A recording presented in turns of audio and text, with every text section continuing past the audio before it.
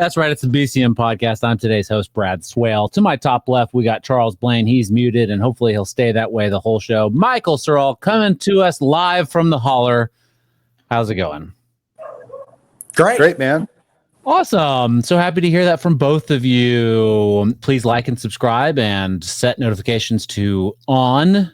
Turn them on so that you know when we post new videos. We got some great shorts that come out every week. Highlighting the top. Charles is going to be in charge of the shorts this week, so they're going to be extra good. And he shakes his head like he didn't agree to that 7 times already. And finally, we're going to hold his feet to the fire. Anyhow, we got a great action-packed show for you today. Michael's in Georgia. He's not. Is it the holler? He could be the holler, right? Georgia? Peach State. More Appalachia. I'm in Appalachia. I'm on a mountain. But, okay. The Appalachians? Yeah. North Georgia? The Appalachians run all the way from Ohio. Blue Ridge. Yeah. Oh my God. Shut up, both of you. Okay. Well, let's get started. So we never really got to talk about it very much last week or the week before, but it was kind of big news, right? That the FBI Deputy Director Bongino and FBI Director Kash Patel telling us, you know, case closed, Epstein, he hung himself, he killed himself, no big deal. And you know, what was the other thing they were talking about too? The attempted assassination. The attempted assassination. So they say that the Bureau is looking into some cases of public corruption. And I got to say, I'm very excited about it. Let me show you this tweet. He is rip roaring and ready to go. Thanks for following this account and allowing us to update you about what we're doing at the FBI, at your FBI. Everything you can buy. Sorry, that wasn't me. I mean, that was, but it wasn't intentional. Go ahead. I can't go ahead because you're doing it. No, I'm not anymore. Oh my God. Is that the weed? Is that the weed topic that you want to talk about? You fucking pothead. No, just go ahead. Are you high right now? Is that how that happened? The director and I will have most of our incoming reform teams in place by next week. The hiring process can take a little bit of time, but we are approaching the finish line. This will help us both in doubling down our reform agenda. There's a reform agenda, guys, and they just need to hire a few more people. Shortly after swearing in, the director and I evaluated a number of cases of potential public corruption that understandably have garnered public interest. We made the decision to either reopen or push additional resources and investigate attention to these cases. These cases are the DC pipe bombing investigation, the cocaine discovery at the prior administration's White House, and the leak of the Supreme Court Dobbs case. They're not doing a lot of media either. So thank you for your support. God bless America and all who defend her. So we're gonna get to the bottom of the cocaine case. And who leaked the Dobbs, the Supreme Court Dobbs, whatever case. Aren't you guys excited? Yeah, pumped. Okay, quick. 30 second response. Go, Charles. Yeah, there is no 30-second response because it's stupid. It's a distraction. They can go and dig up a bunch of stuff that came up over the years that was a flash in the pan at the time that it happened, but no one really cares about that stuff. I'll say the DC pipe bomb, that's probably an important thing to know, like some more details about that specifically.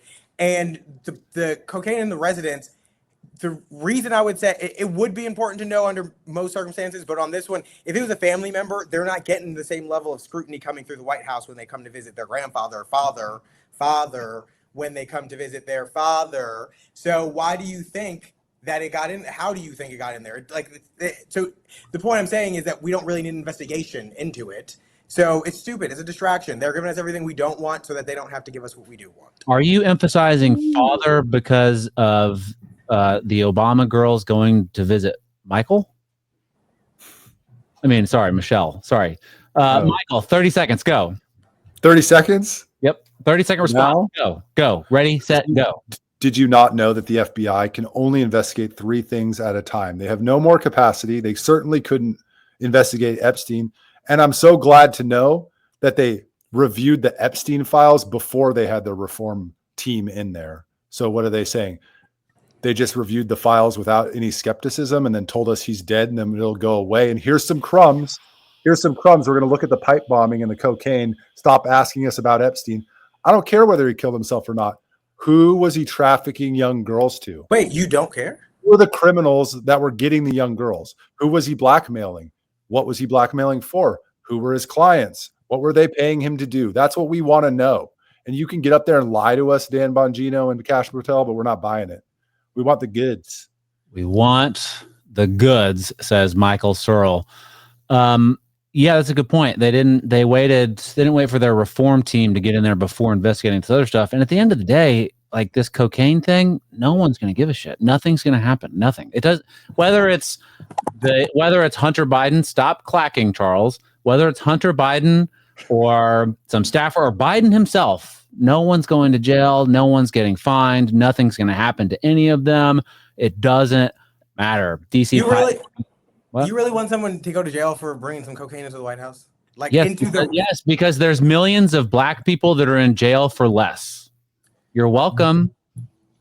Okay, but to make that better, you don't make the situation worse. Like it was a family member that brought it into the residence. If this was, under a number of different circumstances, I could see the purpose of chasing that down. But it was a family member. I think it was like a family party or a holiday party or something like that this was found at. It was a cocaine party. I'm sorry. It was a cocaine party. The point is, I just feel like all these resources spent on that, when there are a lot of other issues, both pending and in past that we would like information on. It's all distractions, I don't give these tyrants an inch. You know what I mean? I'm a true American, red-blooded patriot. And when they act up, they got to follow the rules too. That's my motto. If I would go to jail, then they need to go to jail. Sorry, you feel differently, bootlicker. Yes? I don't know if they need to go to jail, but it'd be nice to know, or it would be nice to be, because we don't care. It'd be nice to know who it was. I think we have a suspicion about who it was, but it could have been a number of people who brought it in. It wasn't necessarily Hunter, maybe, but who cares? It'd be fun to know who it was and see them shamed in public. But I want to know the other stuff I talked about. The stuff that matters to America, like to the democracy. Yeah, me too. Who's blackmailing our legislators and why? We're never going to know because that case is closed. Pam Blondie is never going to release all those files that are on her desk still to this day, just gathering dust. Did you guys see the O'Keefe video? Speaking of, which one? The one with Pam Dog? No, the one of Pam Bondi in a restaurant. No. Telling a nanny that they have tens of thousands of tapes that involve child porn from the Epstein case. In a restaurant? Telling a nanny? Her nanny. Her nanny? I think so. She asks what's going to happen with Epstein. And she's like, well, we have tens of thousands of tapes. Pull it up, O'Keefe. Why is her nanny asking her this in a restaurant? Why is she getting this information in a restaurant? Like she said it. And then two days later, she appears on Fox News, and that's when the famous, we've got tens of thousands of tapes of Epstein. She added of Epstein. Her statement to the nanny didn't say we have 10,000 tapes of Epstein, just said we had 10,000 tapes. There it is. Charles, I'm sharing screen right now, so please hold your horses, bucko. Going to get released? We hope soon. Okay. So any dates? We hope soon, Pam Bondi. No, you know what it is? Tens and thousands of videos. Yeah, and it's all with little kids, so they have to go through every one. In the past, officials have spoken. I don't want to look at you. Okay, you can't ask this question when y'all get back to the house. Like, why are you asking? Like, this is directed to the FBI. You feel like we need to ask this right now in this very public place. Let's not focus on the wrong thing here, Charles. I know. It's just like you're right. But still, like, what? And as the director of the FBI, you're like, yeah, we'll talk about this right here over a salad. But anyway, yes, sorry. The right tens of thousands of videos with quote little kids. Yeah. And nobody's going to jail. Public corruption. Well, we got to get to the bottom of the cocaine case. Someone better go to jail for cocaine if no one's going to jail for Epstein. God, why don't y'all want people to go to jail for the cocaine? They would put you in jail. Why do you want them to have double? Why do you want double standards? You guys are frankly, I don't think you would go to jail today for real. Like, lame. I wouldn't. Charles might. Depends on where we are. But Good yes, point. probably. In Georgia. Yeah. Oh, the Georgia Bureau of Investigations put me under the jail. Good point. I lost my links here. They're back. All right. But speaking of the FBI, James Comey, everyone remembers he did what were the numbers? 8647. Just happened to come across it on a beach, seashells. Michael, you're looking like you don't know what I'm talking about. He posted a picture on Instagram of seashells on a beach in the form of the numbers 8647, 86 being a common term for in the restaurant industry to get rid of something, 86 to onions, right? Yeah. Or in Charles's case, 86 fucking anything good. Single family homes. Yes, 86 single family homes. There we go. Can't have those. And 47 potentially referencing Donald Trump. Now, that is he pretends like he doesn't know what that means, and he's a fucking liar, of course. But he is out here talking about he's on with Circleback Saki, as Roger Stone once said, she's got them things. Let's look at her. I think one of the things that is happening now is that the Trump administration is, of course, testing the system in ways it hasn't been tested before. In the law enforcement sense, do you think there are laws that should be put in place that would help better manage this that aren't in place now? I mean, are we equipped? Is the law enforcement system and the legal system equipped to deal with what we're seeing now? Probably there could be changes at the margins, but in the main, we have the tools. There are cultural impediments to doing this work. Let's say you work in the FBI. You know that one of the two political parties is, let me put it nicely, white supremacist adjacent at a minimum.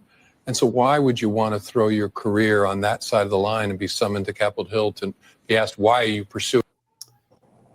I think he's talking about the real racists, the Democrats. Am I right, guys? Mm-hmm.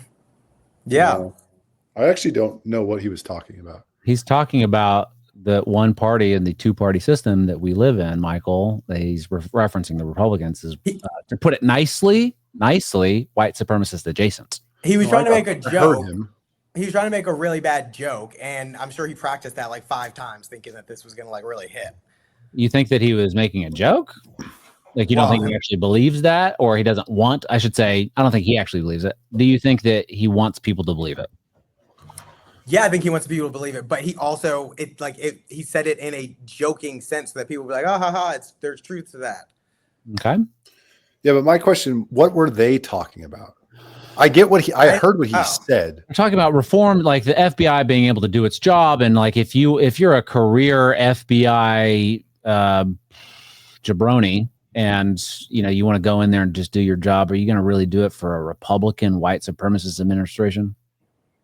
No, that's not what that What's stopping them? No, the point was she was asking, are there proper laws and procedures in place to allow the FBI to, I would assume, also still investigate Trump and pursue all these things, or are they going to be afraid of being called in front of Congress to have to explain themselves if they do these things? And that's what he was saying. Like, are these people delusional? Do they not remember what the last FBI did to the previous Trump administration, where they concocted a whole scheme of investigations into him that were based on false claims, and they had no impediment into doing that until they were found out to be liars and frauds?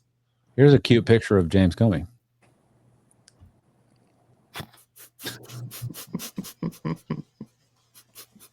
Charles, I know you liked it. Stop it. And then Patel, our favorite, our man, our guy, getting to the bottom of all of the big important news. He has this to say about James Comey's 8647. Here we go. You know how many copycats we've had to investigate as a result of that beachside venture from the former director? Is that right? Do you know how many agents I've had to take offline from chasing down child sex? This is AI. That's what happened, Michael. James Comey 2 weeks ago posted this 8647 seashell picture, and he's had to take agents off of like child sex crime units. That's why we're not getting to the bottom of Epstein. Fentanyl traffickers, terrorists, because everywhere across this country, people are popping up on social media and think that a threat to the life of the president of the United States is a joke and they can do it because he did it. That's what I'm having to deal with every single day. And that's what I'm having to pull my agents and analysts off because he thought it was funny to go out there and make a political statement. Look at how like into it he is right now. We are never going to get to the bottom of Epstein ever. Like it's never going to happen. He's so into chasing down. Whose dog was that? I thought it was interesting at first when I looked really close. I couldn't tell how high those chairs were because his feet weren't touching the ground. He looked like a leprechaun. I think they were high chairs because it doesn't look like his feet were touching the ground either. Wait, his feet are touching the ground. Huh? His feet are touching the ground. Who, Kash's? Are very close. No, Kash Patel's are not. Brett Bayer's are. But I mean, listen, I get the argument that you have to pull these resources to investigate. Every elected official gets a lot of threats. That doesn't justify what James Comey did by any means. But I mean, I'd be curious to see how much the threat level increased because of that joke. I mean, there's but every elected official gets that. Unfortunately, you'll hear a lot about that. And how the threats what's the percent increase and how many people had to go off the child sex crimes units and all that, but you're never going to know anything else about anything that you care about. Wait, that wasn't a fake video? God, I wish it was. I don't know. I don't think I heard you say it was AI. I don't think so. I don't know why they're in his high school gymnasium, but who said that was AI? Michael. Well, he was like, that's AI. Like he thought it was AI. He's not serious. I hope it's AI. I would love to be duped by AI. He can't be serious. He's taking agents off of cases to investigate people putting seashells in an 8647. I mean, I feel like they should have agents specifically for that. You got to take off more agents. Let's just watch a little bit. I don't think it's AI. No, it's definitely real. Do you know how many copycats we've had to investigate as a result of that beachside venture from the former director? Is that right? Do you know how many agents I've had to take offline from chasing down child sex predators? There's only one child sex predator that you should be chasing. I mean, you should be chasing them all, but come on, get to Epstein. So, okay, I just Googled it. It is real, and I'm not the only one who thought that about the feet. The first headline is, Internet can't believe Kash Patel is 5'9". His cute little legs are dangling. They are cute.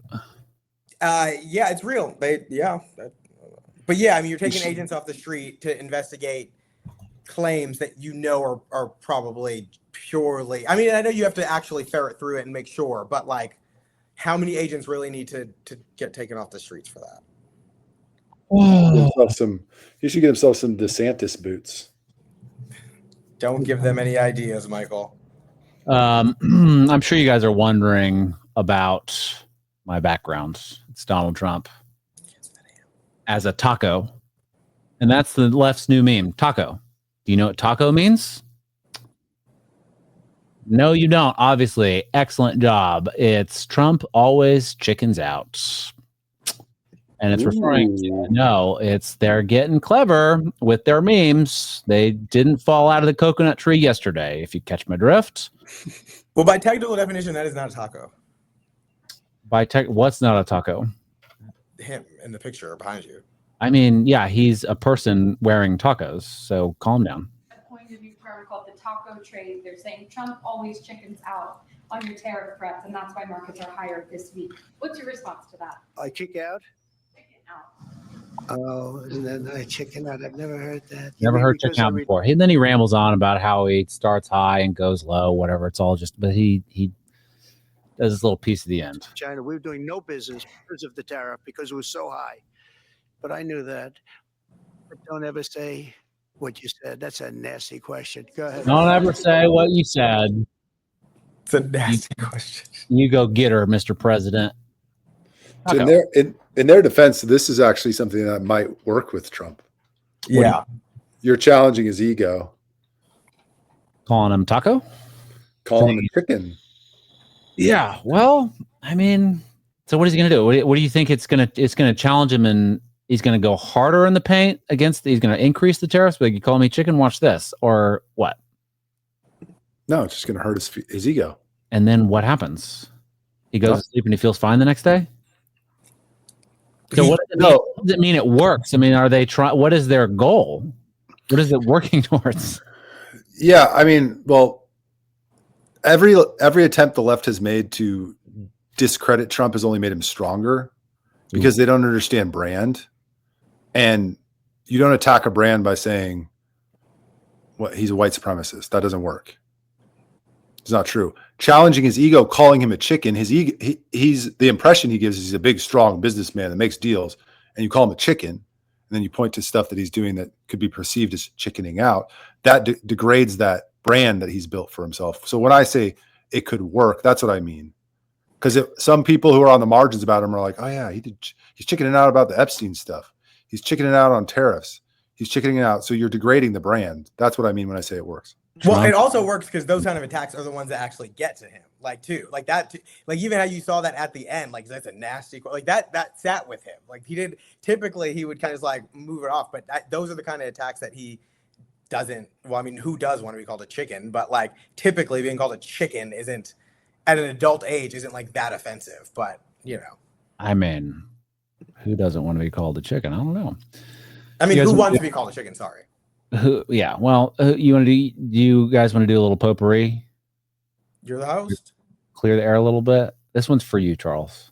I know you were really disappointed like 2 months ago, 3 months ago, and I think maybe I can get you back in a good mood.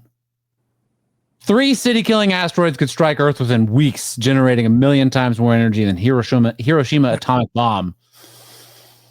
Thank God. The things don't see.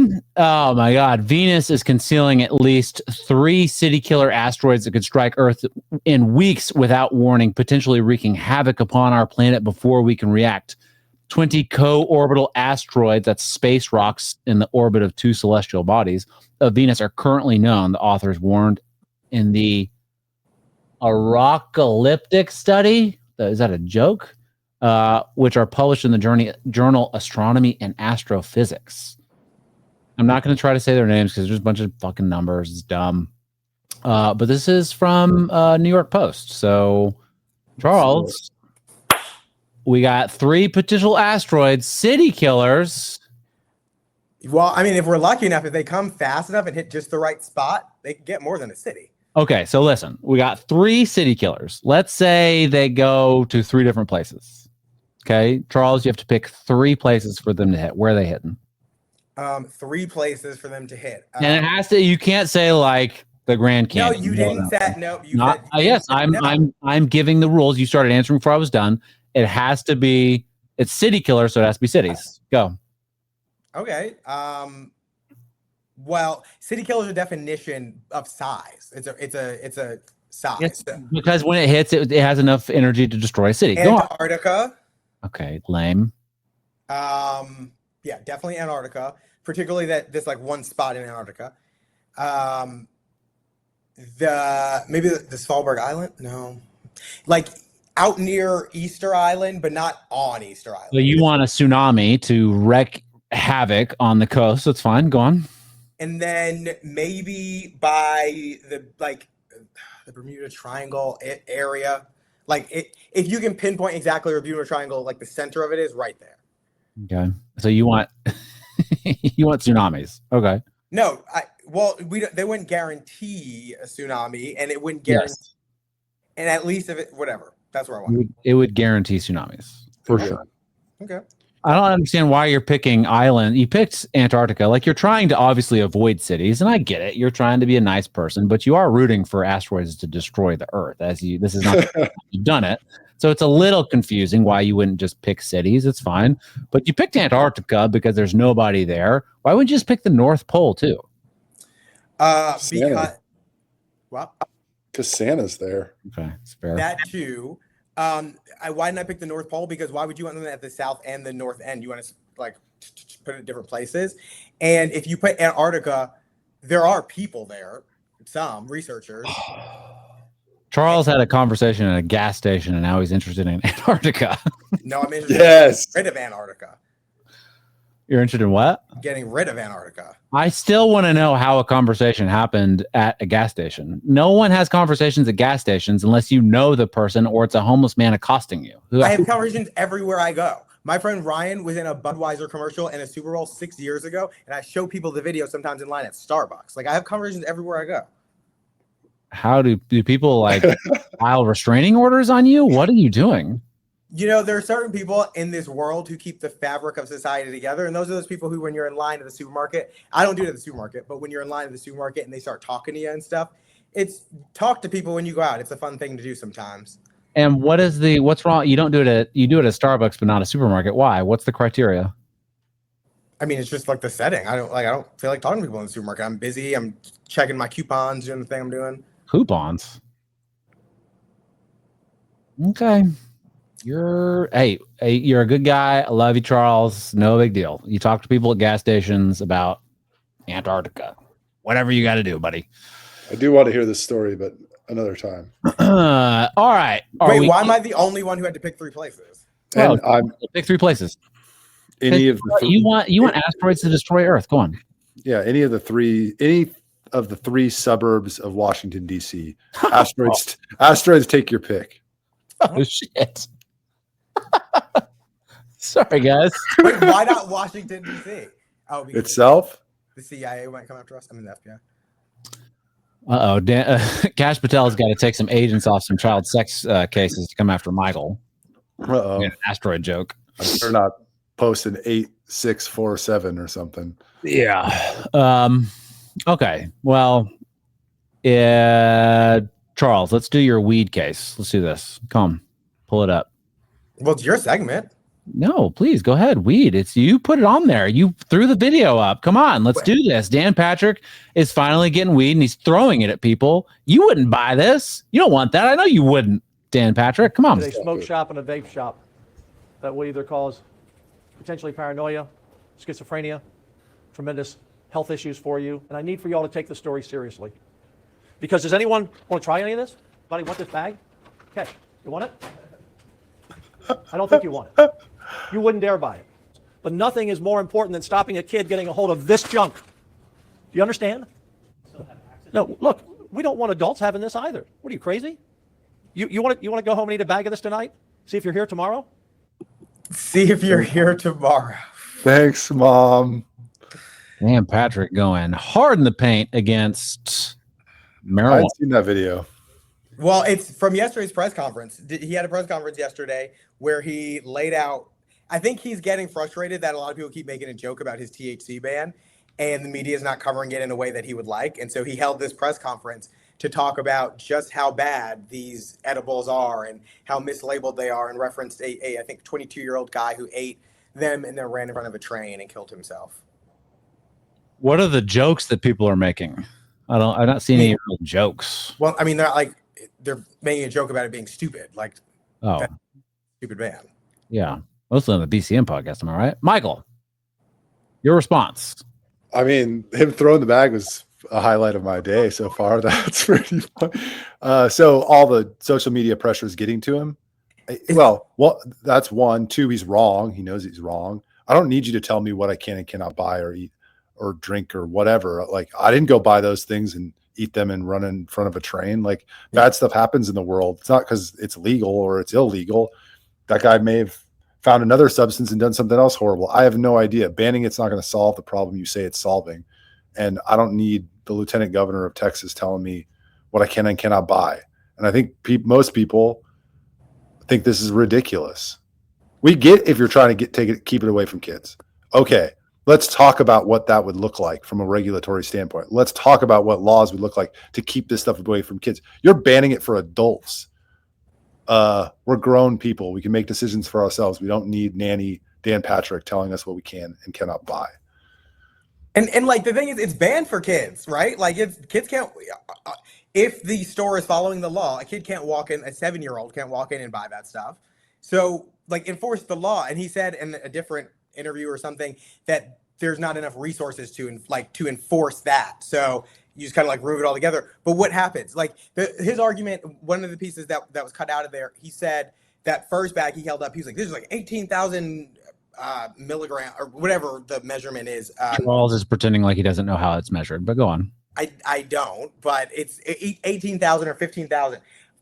Okay, one, I assume that's the package, like not in the individual pieces in there, and two, whether it's mislabeled, whether it's incorrectly labeled, whatever, it's still more labeled than the weed brownies kids used to get from their friends, or the cookies that you don't really know what's in it and how it's measured, and that you just eat and got a hope and a prayer that it's not too much.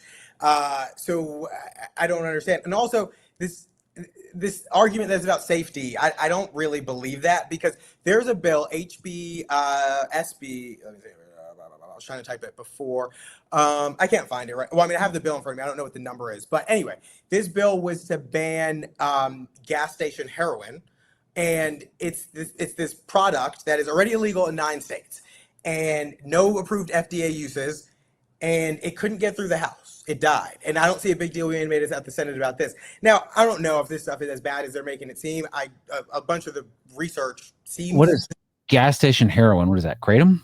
Well, so there was a bill for kratom, and then in the bill for kratom, I don't know if kratom is also tianepatine, but there's that as well. And so... What did you call me? The bill would have banned both. Or if it's the same thing, it would have banned it. And so, it was filed, made it through the Senate. Senator Perry carried it, died in House Public Health on it was left pending on April 28th, and SB 1868. And I just, like, why are you not making a bigger deal about that? It's banned in 9 states. Like, clearly there's something to that, like, I don't understand. Also, alcohol is still legal here. Cigarettes are still legal. There's still McDonald's on most every corner. I don't see Dan Patrick like saying anything about that. And the idea that it causes schizophrenia has been debunked at every stage. Marijuana use since the 1960s is on a trajectory like that. Yet schizophrenia, as the instances of schizophrenia have stayed the same. So by logic, if marijuana causes or THC causes schizophrenia and the use is like this since the 1960s, then you see the instances of schizophrenia also going up, but you don't. You see them flat.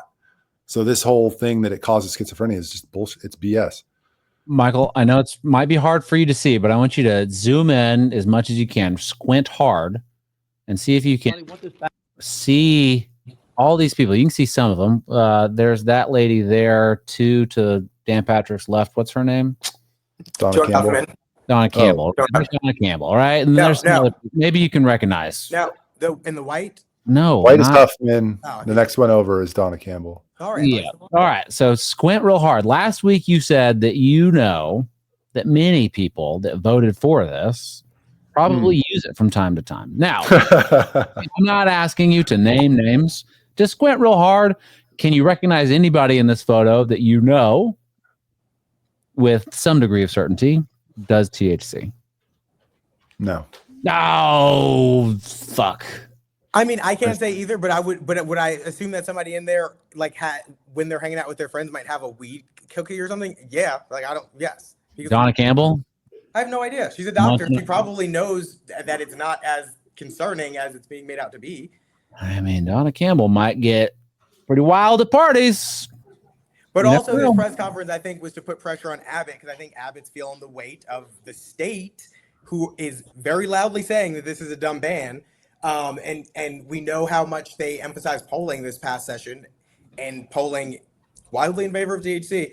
And we're not even talking about legalizing THC. We're just talking about keeping what they already passed, which is like, it's crazy to me that they passed this, and then now they want to take it back. It's almost like you pass. I mean, this is a very extreme example, but like, you make crack legal, you get people addicted to it, you get people selling it, you get people, like, a whole industry built up around it, and then next year it's like, it's illegal now because you guys liked it a little too much. Yeah, they want to send a bunch of people to jail for doing this stuff, but when they do it, you guys are like, who cares, right? Fuck it, no big deal. Ooh, you guys, you two. No, it shouldn't be a big deal when anybody. I mean, not anybody. You know what I mean? Any grown adult decides to eat some weed gummies, whether it's Dan Patrick or Joe Schmo, it shouldn't be a big deal, and he should be able to. What do you say? What do y'all say to all the arguments that people make about, say, we talked about New York City smelling like weed, whatever. But like Portland and some of the other like major cities that have like totally legalized this stuff or decriminalized it, whatever you want to call it, right? Turning into shitholes and like sort of being like a big mistake and like really sort of eating at the fabric of society. All of this ne'er-do-wellism. I don't think that's the result of one policy change. I think that's the result of a bunch of different policy changes over time in those cities that made it that way. I lived in Portland for a year. I know what it used to be like. That explains. I know what it is now. My answer on the smell, wear a mask. Well, no, I mean, I think it's reasonable to not want that smell everywhere, just like cigarette smell, right? Like, I don't feel like smelling it everywhere, and I don't. In the 90s, we did. Like, cigarettes were everywhere. They're still legal in public spaces for the most part. And you just, like, people are a little more cognizant about it. It's like, I'm going to go over to that corner and smoke my cigarette over here. I mean, I think it's just a simple like civil society respect that if you want to smoke weed, and you're in New York, that's fine. But like if you're in Central Park smoking weed, like maybe don't do it next to this child. Go over there by the lake, like, or you know what I'm saying? I think it's just like respect and honor like the social norms of civil society. And only Karens like throw a fit about having to smell things they don't like to smell. Charles. Hey, I mean, I don't, you know. Oh, Charles Michael wants to bring back the smoking sections of Pizza Hut. Heck yeah, airports. Let's go. Oh, sorry, airplanes. Airports have a smoking section, no? No, I mean, Airplane. I was airplanes. Do airports still have them? Yeah. They have a smoking lounge, right? Yeah. Some do, some don't. Some do, some don't. Michael, the world traveler. So I was a smoker in a former life. Bad habit. Don't do it. Bad habit. You know what we should do? We should talk to Dan Patrick about banning it because it kills people. We should ban it. Yeah. We should ban legislators from drinking during legislative session too. Just like drinking at all during legislative session. Or ever. Let's just ban alcohol too. Well, okay. Yeah. Okay. All right. Yeah. I'm in, guys. Let's do it. Let's talk. Let's call him up. Maybe he can come on the show and we can talk to him about it. Okay. Well, let's see. Do we want to did y'all read the story from Current Revolt about the asteroid? yeah. Do you have any thoughts on it or should we skip it? I don't know. It's just like a strange story. Like, that guy seems to have like a lot of mental health issues. It is a strange story.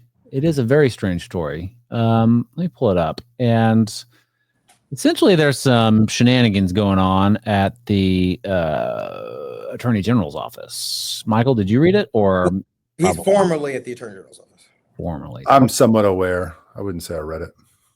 It appears to be world's first an accusation of sexual assault by repeatedly bringing up a sexual fantasy involving forced penetration by an asteroid has been made by First Assistant Attorney General Brent Webster, as detailed in the lawsuit filed yesterday. Now, I'm not sure if the culprit is Charles Blain and because he has an obsession with asteroids, but I wouldn't be surprised. It says doesn't it say who? Yeah. It says Chuck Blain. No, it's Judd Stone. Judd Stone. Judd, through many tears, she told me stories of Judd discussing sexual things with her, specifically regarding a disturbing sexual fantasy Judd had about me being violently, anally raped by a cylindrical asteroid. Now, so Judd was talking to a woman about this, and I don't really, it's kind of bizarre. It's a bizarre story. It took Judd to lunch at Lupe Tortilla in North Austin to get to know him a little better. I learned about Judd's life story. He decided to let me know that he had whatever redacted based off the lies in this attached letter he sent, his past history with women, and his pedophilic desire to have my children see me raped by a cylindrical asteroid. So this guy's making a repeated threat to his colleague. Is it a threat? I mean, it's a cylindrical asteroid. It can't happen, right? It's kind of bizarre, but he's making this threat, let's say, to his colleague at the AG's office, the Texas AG's office, about wanting him to be anally raped by a cylindrical asteroid. And so now there's a lawsuit, sexual assault lawsuit, or sexual harassment lawsuit, I should say. Charles, you read the story. What do you think? You think it's weird?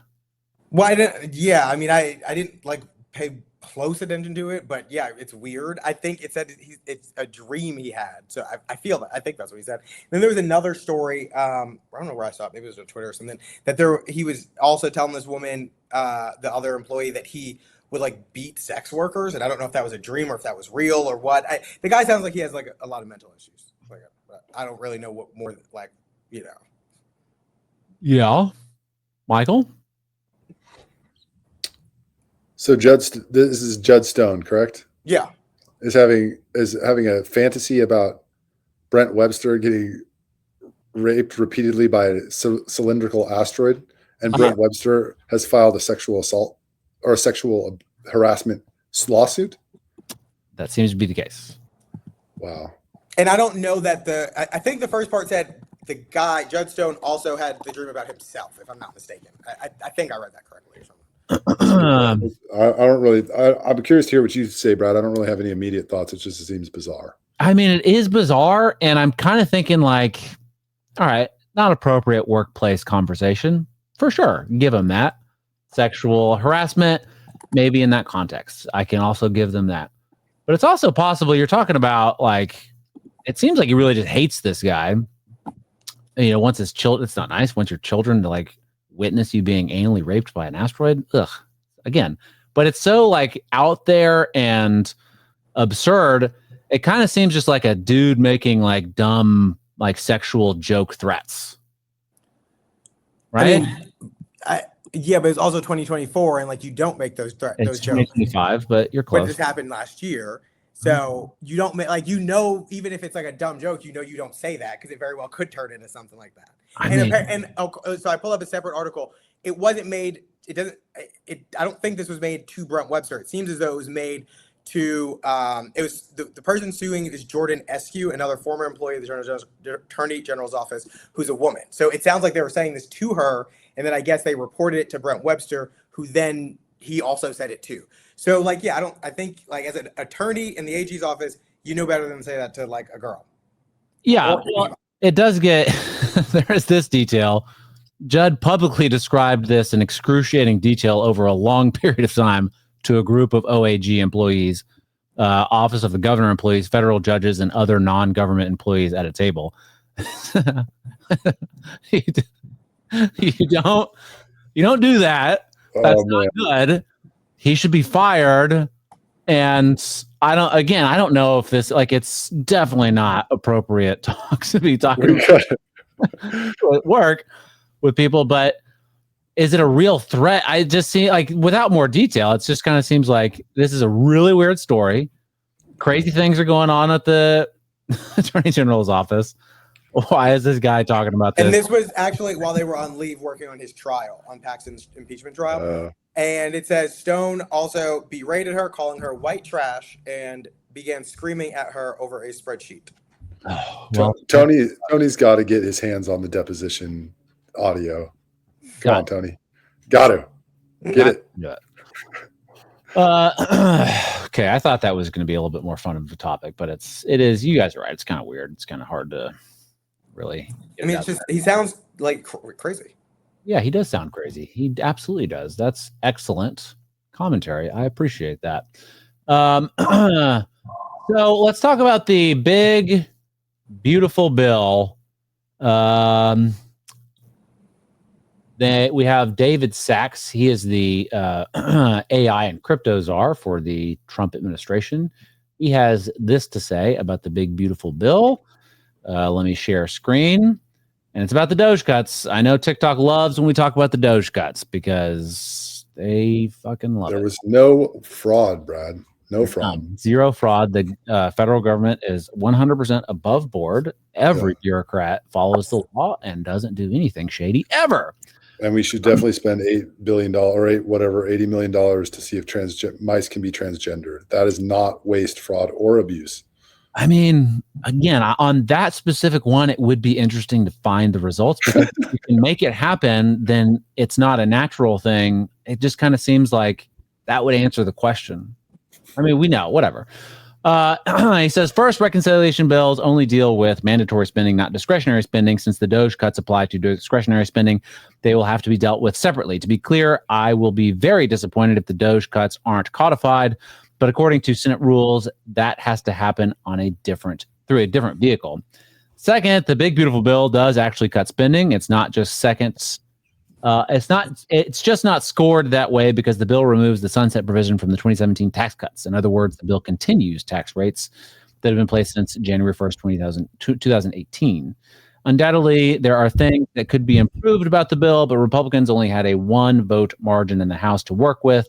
Now let's hold their feet to the fire because we do need the DOGE cuts to be made permanent and for that critical work to continue. Now, my question to you guys, you have 30 seconds. Are we getting the DOGE cuts? Nope. No. Oh, God, you guys didn't even need 30 seconds. You needed 0.3 seconds. This is a little bit of damage control being attempted. I know that's David Sachs, but he's responding to Stephen Miller, who's the deputy chief of staff to the president. And he's out there saying, whatever you just read about the DOGE cuts, they weren't in the bill because it's not mandatory spending, blah, blah, blah. Reconciliation, yes, it mostly deals with mandatory spending, but it also has discretionary spending in there. As an example, border funding was in there. That's not mandatory spending. And they could have put DOGE cuts in there if they wanted to, and if the Senate parliamentarian would have ruled that they were appropriate for the bill. So I hear what he's saying, but in no world are they getting a filibuster-proof vote in the Senate to pass the DOGE cuts. That would mean that 7 Democrats would have to vote with them, which ain't happening. What's the connection there for the filibuster? What are you talking about? Like in a separate bill? Reconciliation, you don't need a filibuster, or you don't need a filibuster proof. You can pass it with a simple majority in the Senate, 51 votes, which is why they stuff all this stuff in there. Okay. And every other piece of legislation, you have to get 60 plus votes. And so if DOGE cuts is coming by itself or as part of some other package, you're not going to get 7 Democrats. Charles?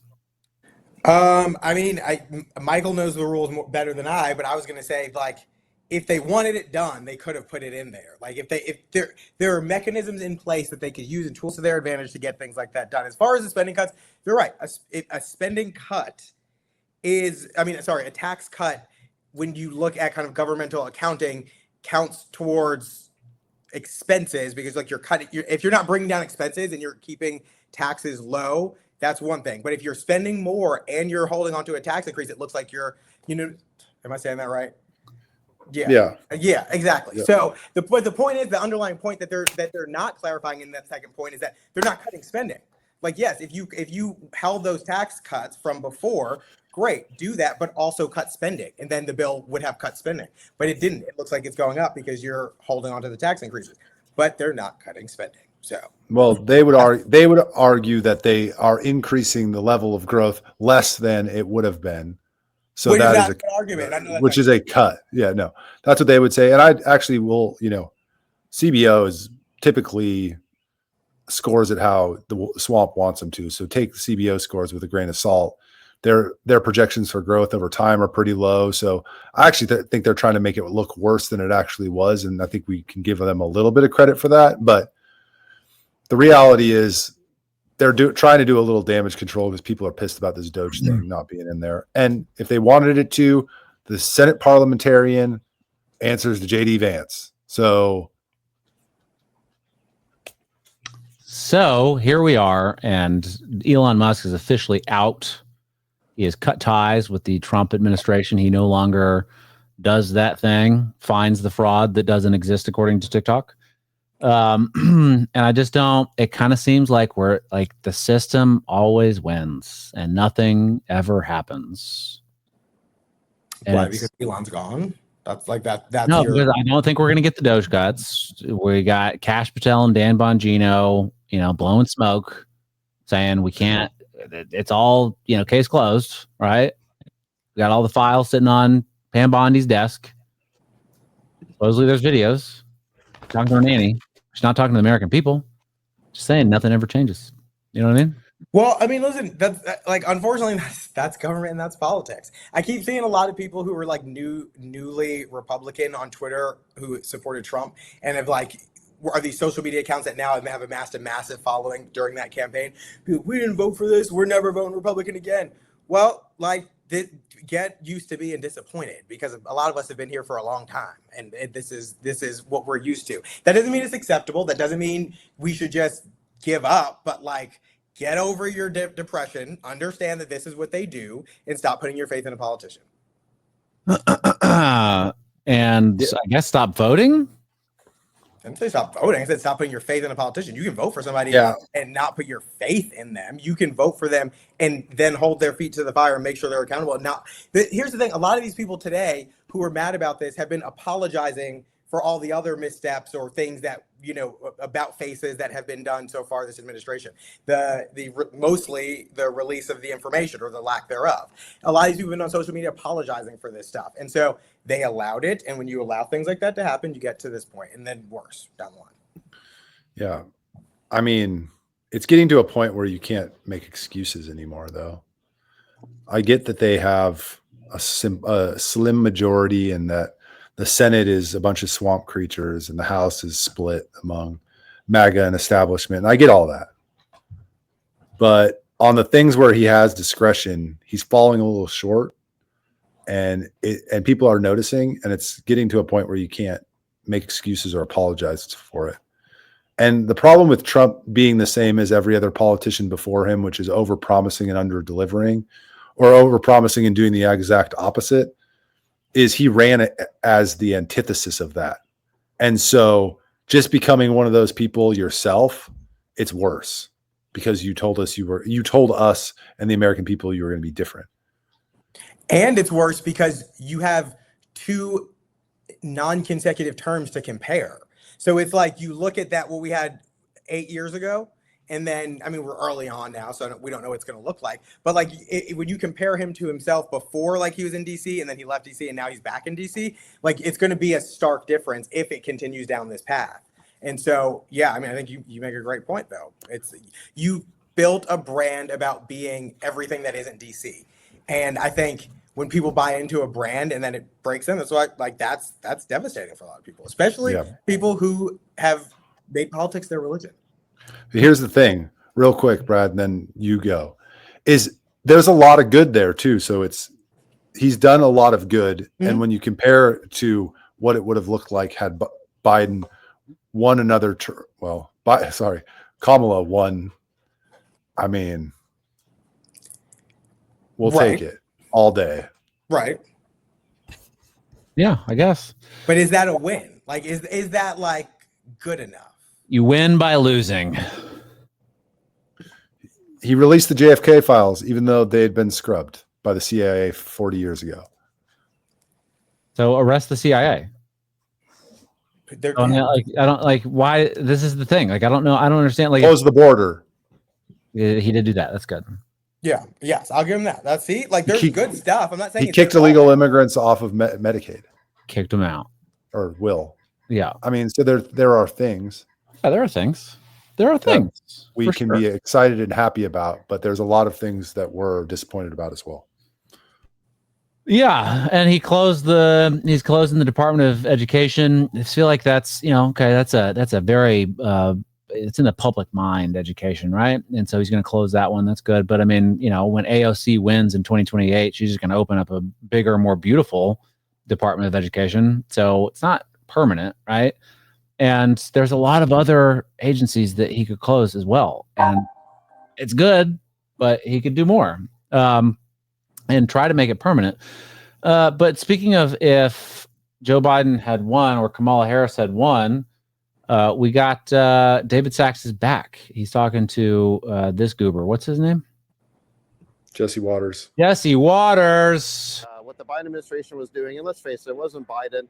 Elizabeth Warren controlled the Autopen during that. Excuse me? Elizabeth Warren controlled the Autopen? Administration. She, for some reason, has this pathological hatred of the crypto community. She wants to drive this community offshore. She doesn't want it happening in the United States. That's the wrong policy for the United States.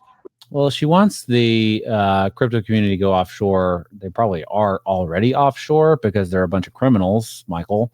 But it's kind of a bold claim that Elizabeth Warren had the Autopen. That's out of left field. I don't think he meant literally. I think that's what he said. She had control of the Autopen. As it relates to crypto policy, as it relates to policies surrounding crypto, I think is the context of that. And also, people just go on TV saying stuff people be going on TV saying stuff. Hell yeah! And she's not going to respond to it. It's a stray comment. So, and I would say that the crypto community hates Elizabeth Warren as much as Judd Stone hates Brent Webster. They want to see her, and an asteroid. Oh, dang. Doing a callback. Way to go. But the big question is that guy that we just saw with, what'd you say his name? Jesse Waters. Is that Watashi Wasa? There is speculation that David Sachs is part of a group that is Watashi Hasha. Get out of here. You said we could have just been listening to him. Sakaturi? Is that real, Michael? Is that a real theory? I think I've seen that. There's a long list of people who it's speculated to be. I think that the PayPal mafia is one of the speculations. Imagine it was me all along and you guys don't find out for like 20 years. And you live in an apartment in Houston? No, definitely not. That's exactly what Satoshi Nakamoto would do. Seriously. No, he wouldn't. You don't even know Satoshi Nakamoto or what he stands for. So what do you? He would also pretend he can't say his own name. The best trick the devil ever played was convincing people he didn't exist. Name that flick. Ooh. All right. Let's talk about Texas forgiving student loans. And this is just kind of weird because I didn't know that this was happening and it just kind of popped up out of nowhere. SB 646. And we have a friend of the show, Briscoe Kane, making some commentary on this. And I figure you guys pay attention to the Texas Ledge so much, you might know a little bit more about this. Mr. Kane to speak against the bill. Thank you, Mr. Speaker. Members, look, this bill undermines personal responsibility. Forgiving loans for mental health professionals excuses borrowers at the expense of others. And in fact, it inflates demand for that field. Policy advocated for this legislation fuels a cycle of reckless borrowing and spending, yet the cost of tuition is skyrocketed, but forgiveness does nothing to address that root cause and instead replaces the bloated higher education system. Look, guys, facts, progressives dominate mental health fields. Research shows that mental health professionals are significantly more likely to be liberal than conservative. In 2020. So, is Texas going to forgive student loans? Well, I mean, the bill passed, so it depends on if Abbott signs it. I don't know. This is the first I'm hearing about it. I'm really rushing through the bill. It seems as though this is for, social workers and stuff like that, but it's school counselors too. And there is like a massive school counselor shortage, but that doesn't mean we should pay for their licenses. Like, I don't know. I haven't read enough about it, but, awesome. Yeah, we do that for a lot of professions and nationwide and I would assume in Texas. I don't know that for a fact, but I would assume in Texas there are other professions where you get forgiveness for stuff like that. They pay for professions that they deem are necessary or there are shortages of. It sounds like mental health professionals is going to be one of them. And, Briscoe Kane is making the argument that, Texas, GOP-led Texas is funding its demise by helping out these people that are just going to vote against them. But there's also the other people make the argument that, forgiving student loans being part of GOP or Republican politics may not be so bad because it brings in young people into the party. I'm not saying that we should do it, but that is an argument that people make. Mm. And we have to appeal to young people somehow as, what's her name? Olivia Rodriguez. What the fuck is her name? The big moo. Olivia Juliana, Moo. She's trying to appeal to young men. Michael? I don't know much about this bill, but Briscoe Kane's been on fire as of late. Yeah, Briscoe Kane's great. Yeah, just FYI. And so I'm glancing through the analysis. Again, it seems like the program exists. They're expanding it because it's not helping the number of people they want. But yeah, listen, 95, 99% of the time, if Briscoe's on the side of the issue, usually that's the side that I would naturally go to. There have been some issues where we disagreed, I think, but yeah. So you want to ban all vapes in Texas? He voted no. Oh wait, vapes? He voted yes on. Wait, are we talking about SB3 or something else? 2024. Check it out. I'll talk to you offline. No, I would have voted differently, probably. Yeah. Are vapes going to be banned in Texas? Chinese vapes? All are going to be banned as of right now. Briscoe Kane added an amendment to Chairman Jeff Leach's ban on Chinese vapes to say that if any or if you're the whole vape or any component of the vape was manufactured in China, it's banned. So a spring, a screw, everything is banned, will be banned if it passes in its current form.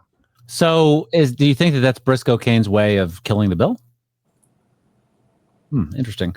Wait, sorry, the bill was you said it was 2024? Yeah. And it passed? SB. Well, it passed on third reading yesterday. Yep. Look at that. Third reading. No one knows what that means. Going to conference.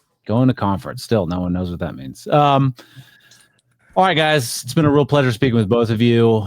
Love it. Always have a good time. For the listeners that made it this far, thank you so much. We appreciate it. Don't forget to share it with your friends. Like and subscribe. Share it on fucking social media. Help us grow. And goodbye.